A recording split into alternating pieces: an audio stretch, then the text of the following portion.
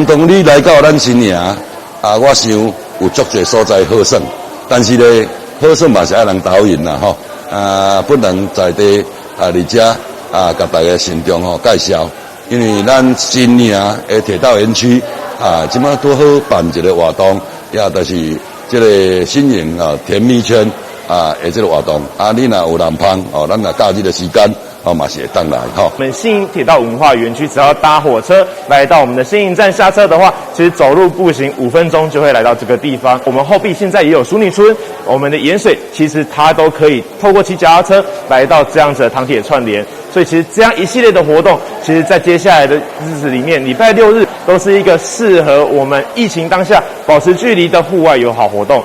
欢迎我们全台各位的好朋友们，可以一起来新营感受一下新营提名节的快乐。掌握时政3分钟，台南进步向前冲。欢迎收看《市政3分钟》。2020年完工的新营铁道地景公园，荣获国际景观建筑师协会景观大赏卓越奖。园区有1.4公里长的糖铁自行车道、草原、广场、铁道户外教室等亮点区域，连结邻近的台糖新营铁道文化园区，成为新兴观光旅游热点。台南市观光旅游局也特别举办结合在地文化与景点的甜蜜节活动，让市民朋友深入认识新营铁道历史与糖业文化。我们来听听韦哲市长怎么说吧。台南市有全糖城市之称，过去我们也曾经在过去台南县的时代有苏焕智前县长办过世界糖果文化节。那我觉得其实由于台南市是糖厂最多的一个县市，那本身在新营总厂的这个园区里面，我们就经营得非常非常漂亮，荣获2020世界景观建筑师的大赏卓越奖。所以说在这个地方富有历史跟人文意义的地方来举办台南甜蜜节，那是再好不过的。那我们也希望说在这个新营糖厂的地方，我们能够让这个地方营造成一个继长盛营区之后，一个非常非常好的，值得你一来再来。所以那个在新营有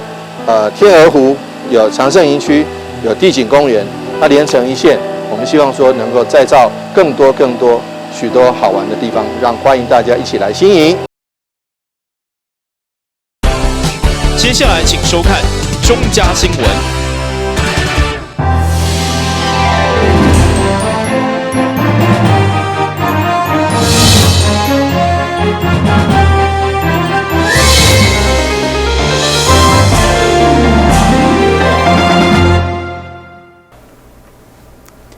另外是观众欢迎收看10月13日中嘉台南电影新闻。台南开20亿所打造的大台南会展中心一定伫9月完工，所以市府邀请经济部甲营运的厂商前往现场了解软硬体设施，希望顺利迎接明年4月到第1场的展览。由经济部专业出资兴建的大台南会展中心，整体工程伫咧9月底完工。市长王伟泰13日邀请相关单位前往视察，了解场馆设计以及软硬体设施。王伟泰表示，未来伫大台南会展中心举办的研讨会、展览，将会带动周边相关产业发展。这个地方应该是未来的一个民众来参加开会或者是来参加展览的一个热点。那坐落在沙仑绿能智慧科技城的话，我想。不仅是交通非常方便，而且可以跟周边的研究场域包括中研院、包括工研院、包括阳明交大，还有包括国家实验研究院，能够变成一个发展的轴线。那加上周边的这个山景 outlet 的话，那我想会提供许多科技人士或者是一般市民朋友，包括观光客一个非常好的一个去处。那周边又有 K12实验小学，那这样的话，提供许多科技人士他们后代的这个教育问题完全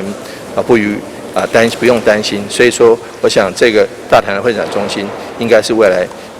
在沙仑里面一个重要的一个据点。那沙仑是台南未来发展的一个重要方向，所以我想说乐观期待，而且深切的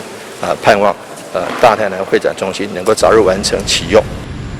大台南会展中心展场基地面积52000平方米，为地上4层、地下1层的建筑。展场宽度12公尺以上，会当规划600个展览单位，还有1000人的大型会议厅，会当提供分隔使用。另外，也有中型、小型的会议室，会当满足各类项目需求。会展中心预计在今年底正式启用。第一场展览2022台南自动化机械展，也将在明年4月拍头登场。台南新闻张硕伟采访报道。在大家力。为了加强台南跳舞场的污染稽查甲管理，市府环保局甲农业局13号来到议会做专案报告，并接受议员质询。会中议员提出跳舞养殖专区的概念，某议员积极要求制定自治条例，依法会当有效管控，嘛避免恶臭甲污染，一直危害当地住户。虽然台南跳舞甲养殖也是以溪坝为大宗，不过议会为了加强跳舞场的污染稽查甲管理，这个议员伫市府的专案报告拢出面关心，因为一直以来相关业者无处理好材料，嘛无装修臭味的防治设备，民怨四起，所以呼吁台南一定要制定自治条例来严格管控。其中议员蔡友辉竟提出设立专区来解决。开拓不是目的。可是，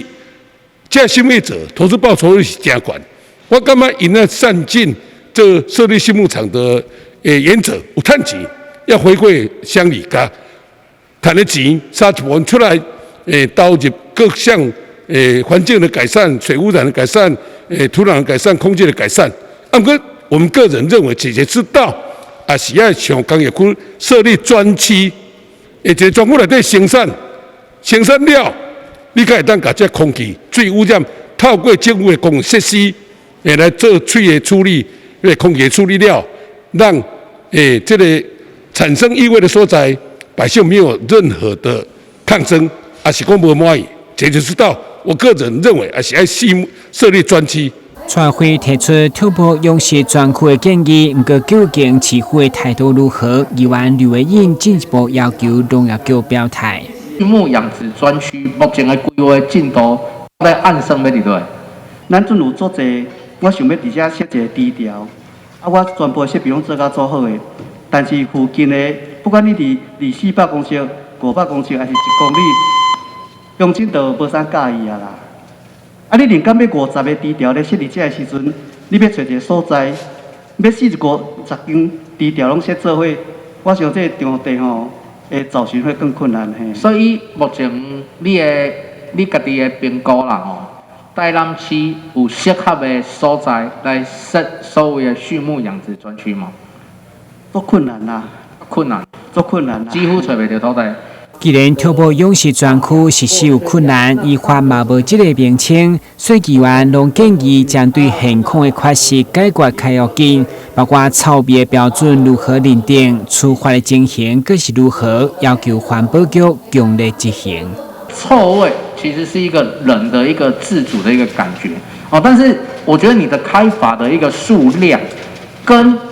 我们认知的实际的情形的臭味的一个数量，或者说影响到民众的生活品质，你告发开罚的一个案件老实说真的是不成正比啊所以我比较好奇的是说，我们到底有没有这个相关的一个标准？实际上，这个到底有没有办法制定一个明确的标准？为什么用那个官能测定？是因为它的一个工厂或畜牧场，它本身味道很多元，没办法知道它主要的那个臭味的成分跟它的性质主要是什么。这样的情况之下，我们就会以我们人直接可以闻到的那一个味道的强度来去做这个官能测定。这是一个那个有科学什么样的距离对闻它？什么样的距离？在周界3公尺的部分会去做这采样的动作。台南市农业大城，除了业者以外，嘛有侪民众以饲家禽、家畜为生，所以既然市府拢用补助改善的设备甲辅导，更应该有决心来解决污染问题。台南新闻管制林根采访报道。议会主张举办中央敬老活动以后，已经形成口碑，尤其是借此凸显长辈对社会贡献，毛老大人备受尊重。所以今年议会定14号再出来庆祝，伫遵守防疫规范，将邀请26位百岁人士做回来同乐。但市会对108年首次办理中央敬老活动以后，就备受各界好评。上午议长郭信良盛大召开记者会，宣布今年第14号各将老礼登场，会中包括手庙天坛、四草大众庙以及亚德克国际、云顶甲虎头帮集团拢热心赞助。小婷这项有意义的活动，爱继续办落去。根据了解，今年将邀请26位百岁人士，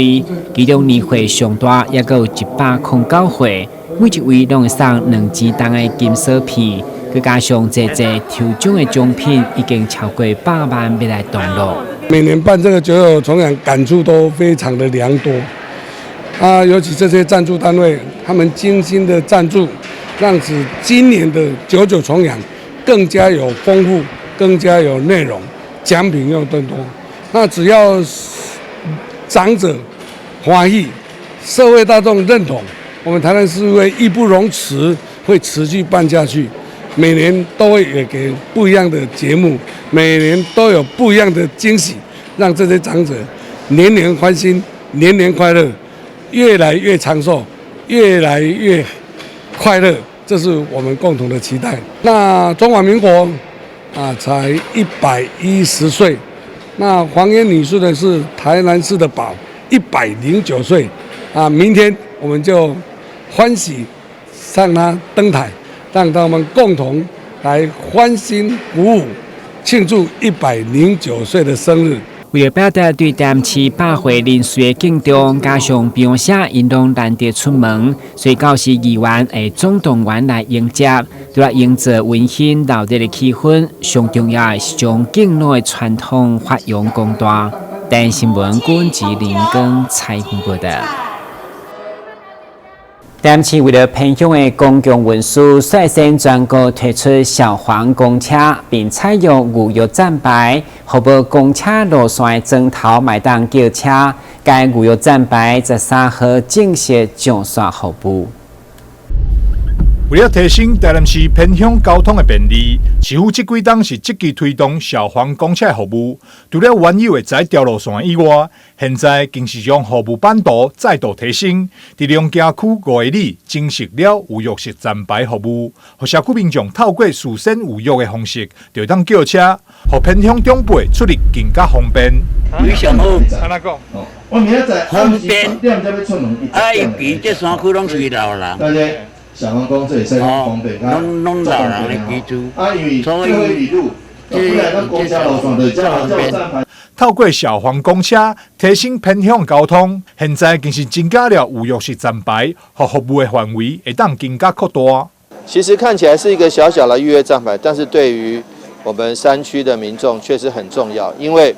山区地广人稀，要叫小黄公车到底要在哪里而且能不能预约，怎么样做其实都很不方便。小黄公车已经比一般公车方便了，但是如果能够有点扩充到线，由线延伸到面会更好。为什么呢？因为这个预约站牌就会离你家比较近，那你在家里打电话预约，那到那个站牌等小黄公车，对小黄公车也方便，不用到你家来，对你也方便，直接在站牌上直接就跟预约小黄公车。我觉得其实能够让偏远的民众也让较方便，坐公车较顺速。虽然是坐客运车，不过收费确实甲台南公车同款的标准，非常的优惠。预约的方式是前一天的下午5点钟呢进线来预约，或者是利用我们大台南公车的 APP 来预约。那这个可以搭乘时间是隔天的早上6点到晚上的10点。那费用呢就是跟我们大台南公车的费用是一样的。有基本里程28块的免费，另外是敬老卡、爱心卡就完全的免费搭乘。那欢迎我们所有的市民朋友多多来利用。请揭晓！哇，咱国体力的生日用头奖都是咱的预约站牌。市市府目前已经伫梁家区设置5处的有约式站牌，为偏向中部交通再来便利。另外，若是地方对这项服务反应好，交通局未来也会伫其他区域规划有约式站牌服务。台南新闻张硕伟采访报道。先歇一下，马上回来新闻现场。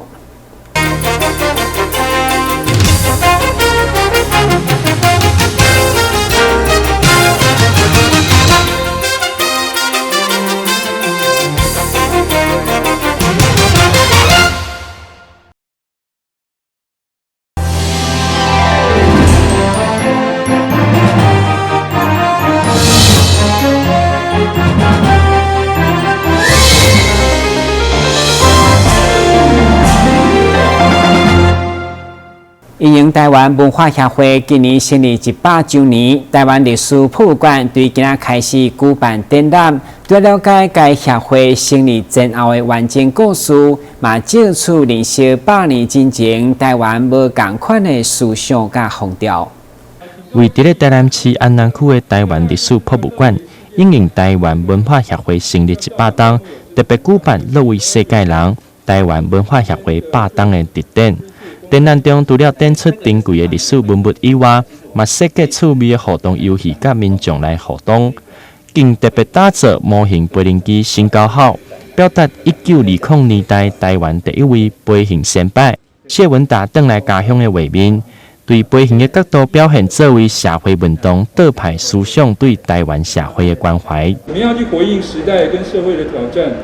那他们在当时，不管是在左翼跟右翼不同的立场所为台湾所提出来各种主张跟行动，到今天呢，仍然是我们共同思考台湾前途的重要的一些资源。那我们是怀抱了这样一个感恩的心情来纪念他们。那另外一方面呢，各位也可以看得到，就是在这个展里面，我们基本上是尝试凸显出在过去谈台湾文化协会比较少谈到的一些面向。那除了林献堂、蒋渭水、蔡北火这些大家熟知的人物之外，2位的策展人还有我们的同仁跟团队花了非常多力气，去发掘一些比较少被注意到的一些历史的面向，特别是左翼的社会运动的底层的女性的劳动者的这些声音跟身影。展场中嘛，因看到一座特别仿制的石钟塔。这个钟塔因为顶悬刻有世界舞，伫咧网络去互刻出来讨论。经过协会的人员找找了，才伫万华龙山寺去互发现。经过查证，嘛证实钟塔嘛是由当时台湾文化协会的理事所捐赠。我们这一次展览有一个很有趣，我也一直很想要让它好好表现的一个展品反而是一个仿制品，是一个时钟塔无意间发现了一张照片，就是龙山寺的工作人员拍了一张照片，他说很好奇上面那个字是什么，然后就网友就大家七嘴八舌的讨论说那个是世界语啊，然后我才知道也有这个时钟塔这个东西的存在然后就去查了之后，然后就听说在龙山寺，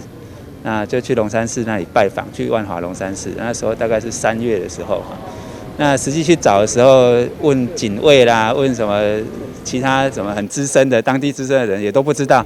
那刚好透过一个角度，刚好眯到说，里面好像有一个石塔，然后确实就是那个然后就请当地的顶龙山寺的工作人员协助那这个东西能够被找出来，我觉得意义重大，因为上面包括里面有文化协会的理事啦，他们作为一个商人，当地的一个商人在当地推动世界语。那除了自己做生意之外，也努力的为社会、为世界的这个改变在努力。我觉得这个蛮有意义的文物展场的最后，咱会当看到台湾伟大的艺术家黄土水所雕刻的高木有之铜像。高木有之当时曾经担任台湾总督府医学校的校长，嘛曾经向台湾文学组织提出建议。这个铜像伫咧2014年透过中华高中的努力。佮回来到台湾，并参与这摆的展览，欢迎各界朋友伫咧10月13号到2002年7月24号，做伙来了解台湾文化协会过去的历史。台南新闻刘品言采访报道。每一当10月第2个拜六，就是世界安宁日，真侪病院拢会举办相关的宣导。上有伫基比病院相当的特别，有来自南市的居家护理所，以居家照顾加应该治疗来凸显安宁疗护已经不只是伫病房，而是建立家庭的概念。一群来自南市达悟族的兄弟姊妹，上午伫基比病院大厅，已有人在为你祈祷时光，唱出因对患者的祈福，嘛以无共风格来安慰患者甲家属心。同时面对10月第2个礼拜世界安宁日，当地好不容易成立的居家护理所，强调就是要以因部落会当接受的居家照顾，加上音乐治疗来推广安宁疗护。有人在为你祷告，当你觉得寂寞孤单，你的心将有破碎，要记得有人在为你祷告。因为兰屿的文化就很特别，就是对于疾病、死亡，这些都是比较忌讳的哈，所以比较不太适合在机构或者是在安养中心。那所以我们的家访都是直接到案家提供这样的一个居家照护这样。但是相对的，我们照护的方式也会跟台湾的不太一样，就是我们除了做照护之外，我们可能还会带到灵性照护的部分，像我们会唱诗歌，我们会祷告。那这一切都是跟达悟的传统文化跟他们需要的那个层面来去做这样子，嘿，对。比较高这样。对对对，接受度比较高，而且我们音乐治疗这个部分，诗歌的这种，就是我们做完护理，然后再做这样子的祷告跟唱歌，对他们来讲很有感觉，这样子嘿。每一当世界安宁日，基比下中心拢会定无共主题来积极宣导，呼吁社会重视生命危机患者的自主意愿，避免无效医疗来减轻痛苦。除了强调每一个生命拢重要。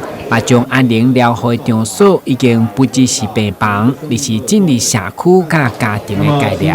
我们奇美医院的这个居家安宁的这个服务呢，做得相当的大哈。那我们的安宁服务的这个范围很广，所以不只是居家，那么不只是在院哈，包括居家，现在甚至于我们也推动一些远距的服务哦，那么让这个服务可以走入社区，让这个医院无处不安宁。社区无处不安宁，大家都能够顺顺利利的、健健康康，那么顺顺利利的走完这个最后一里路。会中基比病院嘛公开感谢一路行来对安宁基金大众关注的民众，邀请大家共同来认识安宁照顾，嘛持续关心安宁专人照顾的多元需求。台南新闻军志林根采访报道。感谢收看10月13日中嘉台南电新闻，我是郭文杰，咱再会。